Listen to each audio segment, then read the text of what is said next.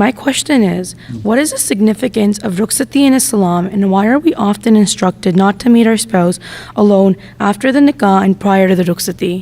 بات تمہاری ٹھیک ہے، تم بالکل ٹھیک کہہ رہی ہو کہ اسلام تو نکاح کا کہتا ہے، رخصتی تو ہماری ٹریڈیشنل جو شادیاں ہیں وہ ہیں. ونس نکاح از پرفارمڈ، تم آزاد ہو، میاں بیوی بن گئے، اسلامی پوائنٹ آف ویو سے میاں بیوی بن گئے. اب چاہے رخصتی کرو یا مسجد سے نکاح کے بعد خامن یا لڑکی کا ہاتھ پکڑے اور اپنے گھر لے جائے، ہیں کوئی ماں باپ کو حق نہیں پہنچتا کہ اس کو روکیں. تم بات ٹھیک کر رہی ہو. ہاں کیونکہ ہماری روایتیں ہیں ایسی، اور ہم انفلوئنس ہو گئے بہت سارے انڈو پاکستان میں رہنے والے انڈین کلچر سے، ہندو کلچر سے، یا وہاں کی ٹریڈیشنل کلچر جو تھا اس سے، اس لیے ہمارے یہاں رخصتیوں وغیرہ کا خاص اہتمام ہونے لگ گیا کہ جی رخصتی ہونی ہے. ادروائز نکاح جو ہے وہی اصل چیز ہے، اور بہتر طریقہ بھی یہی ہے کہ بجائے شادیوں پہ خرچ کرنے کے، اول تو نکاح سے پہلے ایک منگنی کا فنکشن ہوتا ہے، اس پہ جی ہم نے انگوٹھی پہنانی ہے، ٹھیک، اس پہ ایک دھوم اور دعوت شاوت ہوتی ہے، پیسے ضائع کیے جاتے ہیں.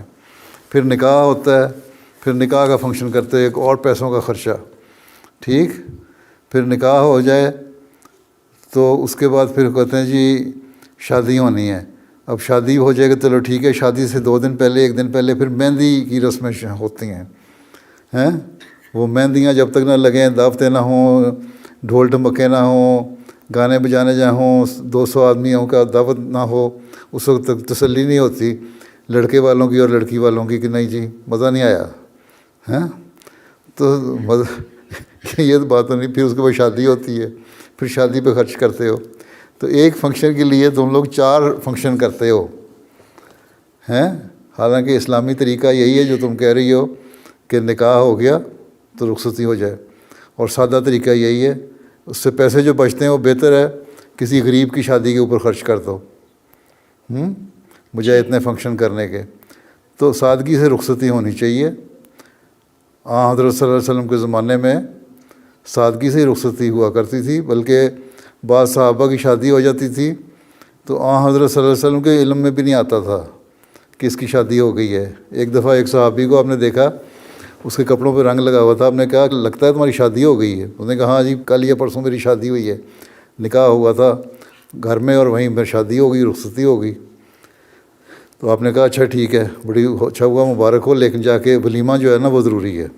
ولیمے کی دعوت ایک ضروری ہے جو اسلام میں ضروری ہے، ایک نکاح ایک دعوت ولیمہ. تو ولیمہ کرو چاہے ایک بکری کا ولیمہ کرو. تو یہ چیزیں ضروری ہیں. ہم میں اگر اتنی ہمت ہے تمہیں تو لڑائی کرو زمانے سے، اپنے گھر والوں سے، اور نکاح کے بعد رخصتی کروا لو. بس پھر جب شادی ہوگی تو پھر اسٹینڈ لے لینا، کہہ دینا اسلامی طریقہ تو یہی ہے. میری طرف سے اجازت ہے. چلو جزاک اللہ.